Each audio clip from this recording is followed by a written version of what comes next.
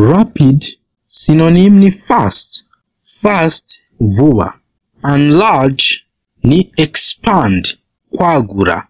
Dirty ni messy, cyanduye.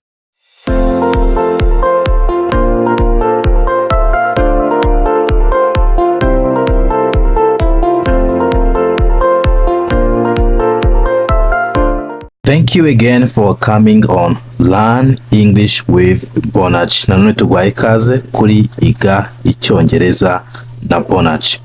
Today we are going to learn synonyms. Uyu munsi tugiye kwiga impuzanyito.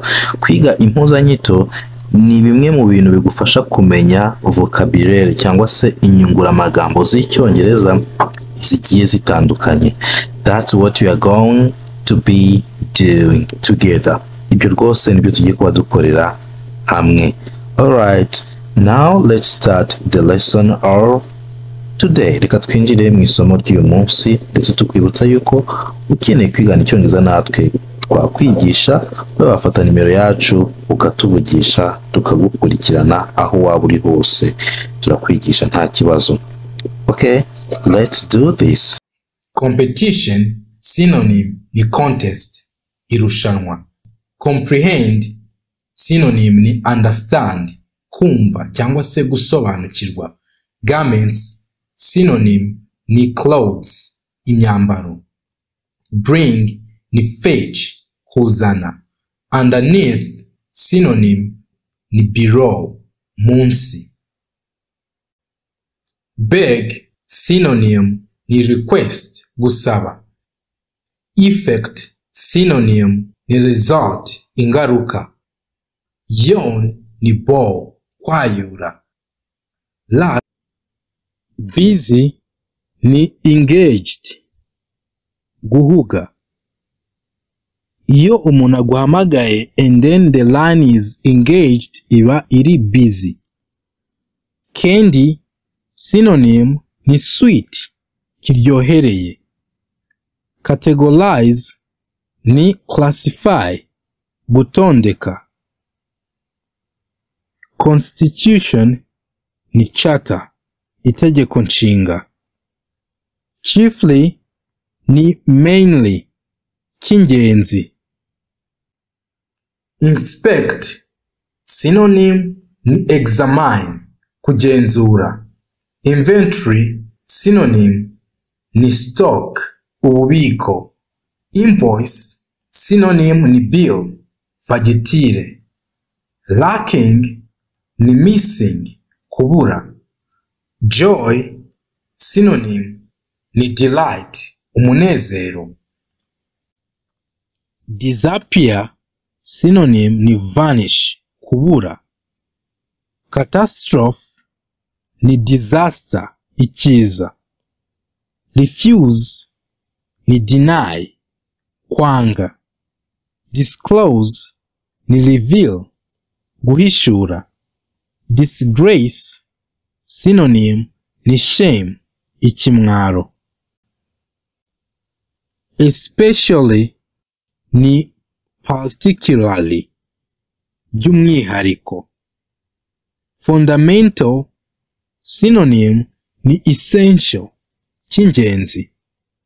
Establish ni set up, gushyiraho. Exactly ni precisely, neza neza. Apart from ni except, keretse.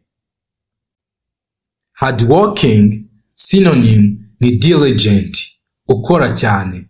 Nevertheless synonym ni however, nubwo.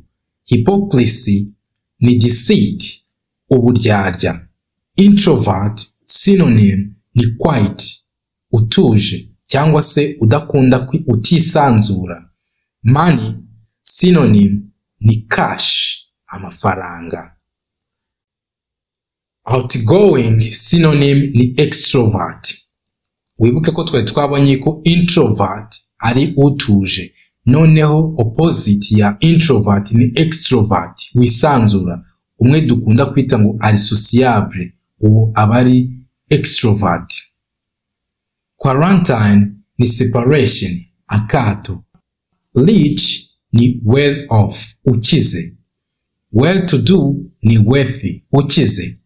Bivuze ngo rich, well off, well to do, wealthy byose bisobanura ukize. Genuine ni true, cyukuri. Nonsense. Nonsense synonym ni rubbish. Rubbish bivuze amahomvu. Touch down bivuze landing. Landing ni uguparika ariko ari indege. Choose. Choose ni select, guhitamo. Sincere synonym ni honest. Honest ntabwo ari honest, tuvuga honest.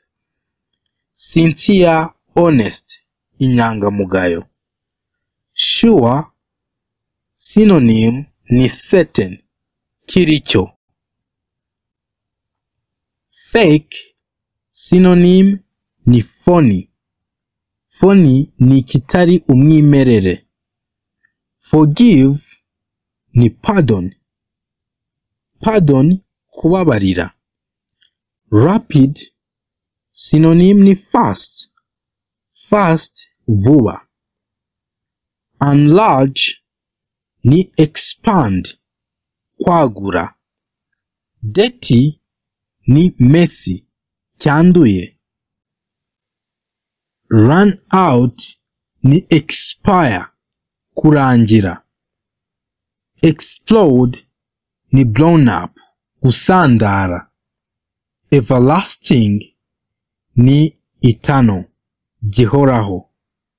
Renowned ni famous, icyamamare. Great ni fantastic, cyiza cyane. Unmarried ni single, ingaragu.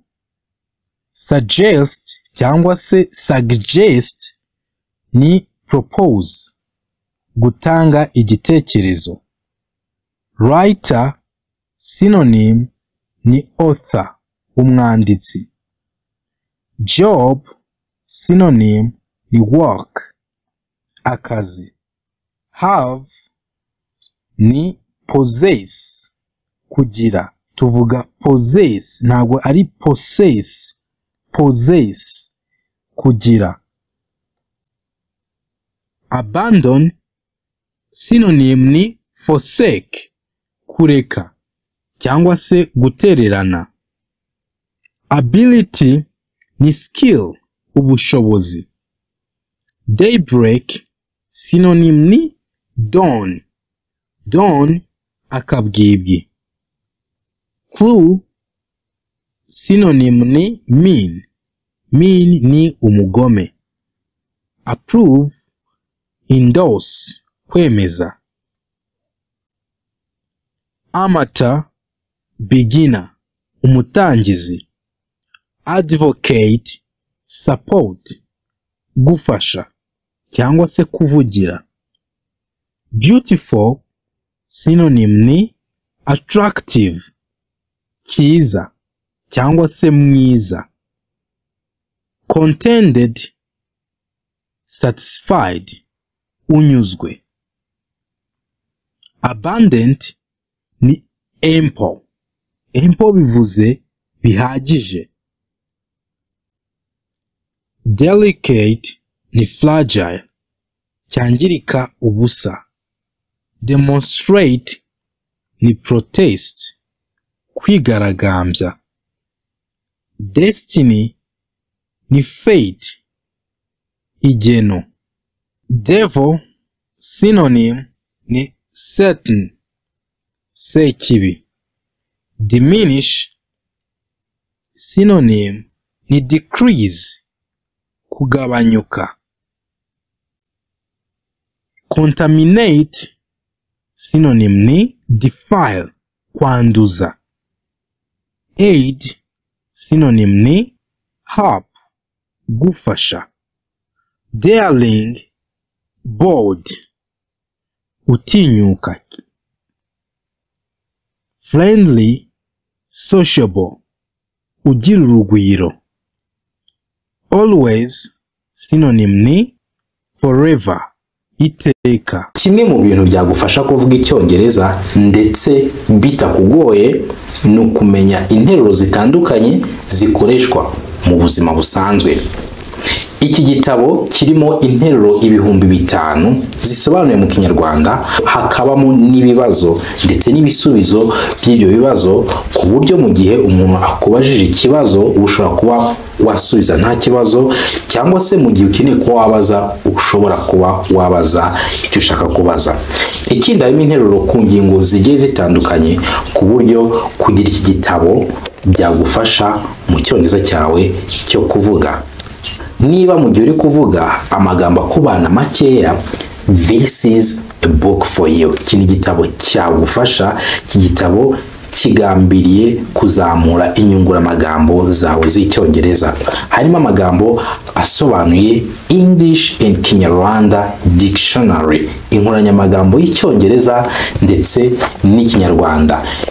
Rero niba ushaka kuzamura urwego rwawe rw'inyunguramagambo, this is a book that you need. More than 200 pages, pages zirenga 200 z'amagambo y'icyongereza asobanuye mu Kinyarwanda.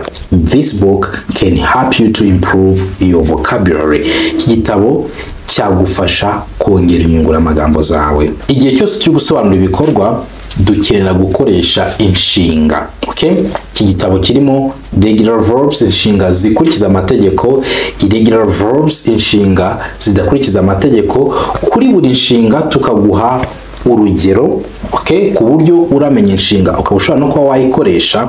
Ikindi nanone harimo ibihe 12, ibihe 12 by'icyongereza bisobanuye, ku buryo mu gihe umaze gusoma iki gitabo uba ushobora kuba wakoresha inshinga nta kibazo. Inshinga nicyo gice cy'ingenzi mu nteruro, kuko aba ari nk'umutima w'interuro. Rero mu gihe ugiye gusobanura ibikorwa ukora, ibikorwa uzakora, ibikorwa uri gukora, icyo gihe uzakenera iki gitabo kugira ngo kibe cyagufasha ukemura ibyo. If you want to work on your spoken English, niba ushaka kuzamura icyongereza cyawe cyo kuvuga, this is a dialogue book. Iki ni igitabo kirimo ibiganiro by'icyongereza ndetse bisobanuye mu Kinyarwanda, ndetse harimo na irregular verbs, harimo phrasal verbs. This is a book that you need if your purpose is only speaking. Niba kumva icyongereza ubasha ko wacyumva, ariko kuvuga wajya kuvuga interuro ugiye gukoresha kumva ntabwo ziri kuza neza, ufashe igitabo ukagisoma rimwe, inshuro 2, ukabirangiza, ukakinyuramo, ukakirangiza, ukongera ukagisubiramo. Icyo gihe you can speak English with this book. Ni ufata igitabo ukagisoma, warangiza kugisoma ukihatira no kumva icyongereza cyane. Ibyo bikoze, you are good to go. Biba birangiye, icyongereza watangira kukivuga ndetse nta kibazo. And finally, this is a book, kana gatabo gatoya gahuriza hamwe ibikomoka muri bya bitabo byose nagiye nkwereka, akaba kanagura make 18,000.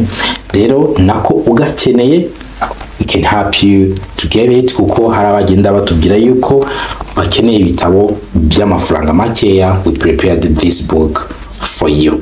So if you need either one of our books, waduvugisha kuri 0782293112 cyangwa se 0728034227. False synonym ni untrue, ikinyoma. Clarify synonym ni explain, gusobanura. Fast synonym ni quick, vuba vuba. Accurate, correct, gikosoye. Legitimate, legal, cyemewe. Hinder synonym ni prevent, kubuza cyangwa se kubangamira. Neat, tidy, gisukuye. Value synonym ni worth, agaciro. Yearly, synonym ni annually, kiba buri mwaka. Sad, unhappy, ubabaye. Alike, synonym ni same, bimeze kimwe. Chant ni sing, kuririmba. Join, synonym ni connect, guhuza. Afraid, synonym ni scared, ufite ubwoba. Prior, synonym ni before. Before bivuze kibanziriza. Glad, synonym ni happy, kwishima. Delicate, synonym ni fragile. Fragile ni cyoroshe. Fantastic, synonym ni great, kiza cyane. Baby, synonym ni infant, uruhinja. Awful, synonym ni terrible, giteye ubwoba. Backbone, synonym ni spine, urutirigongo. Begin, synonym ni start, gutangira. Belly, synonym ni stomach, inda. Bendy, synonym ni flexible, kigonda. Broad, synonym ni wide, cyagutse cyangwa kigari. Answer, synonym ni response, igisubizo. Abroad, synonym ni overseas, mu mahanga. Close, synonym ni shut, gufunga. Funny, synonym ni amusing, gishimishije. Bare, synonym naked, kitambaye. Abundant, plentiful, bihagije. Admit, synonym ni confess, kwemera. Dwindle, decay, kubora. Achieve, synonym ni attain. Attain ni ukugera ku kintu. Approximately, synonym ni about, hafi ya.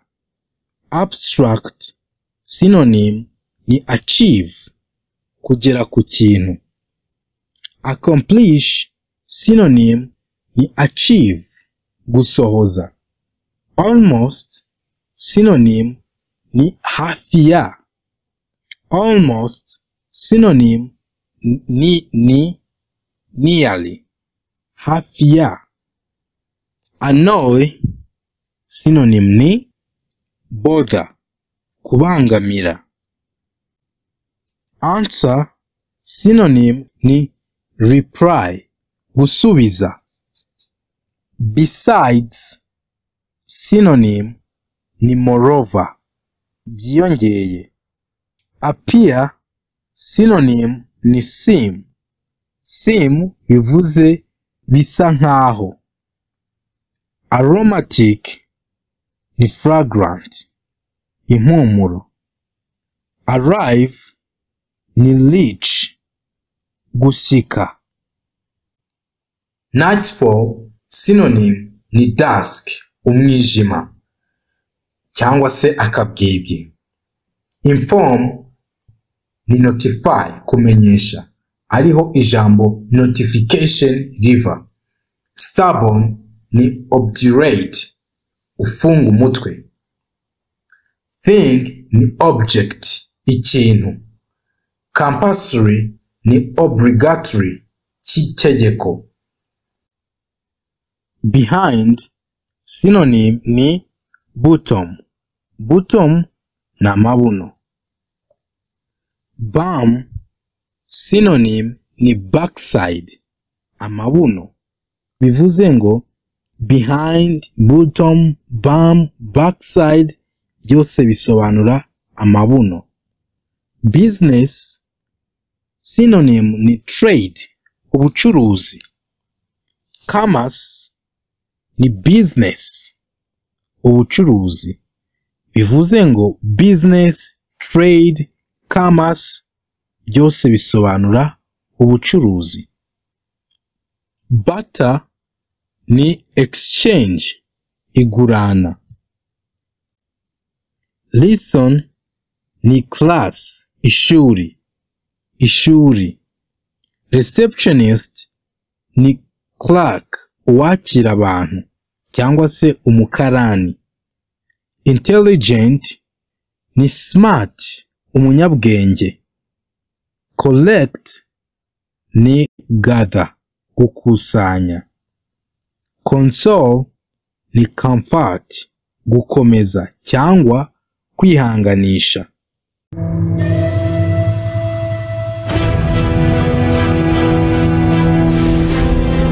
Nzi agaciro k'umunsi wawe udasanzwe. Niyo mpamvu nkurangiye timu y'aba best photographers n'aba videographers bafata bakanatunganya neza amafoto na video ku munsi mukuru wawe. Abo nta bandi ni The Move Studio, dukora neza amafoto na video z'ibirori by'ubwoko bwose. The Move Studio, we capture moments and create lasting memories. Twiteguye kugufata neza amafoto na video bisa neza ku munsi w'ubukwe bwawe cyangwa se n'ibindi birori ibyo ari byo byose. Twandikire cyangwa uduhamagare kuri 078 39 52 76 5. Nta foto witubwira ko hari icyabaye.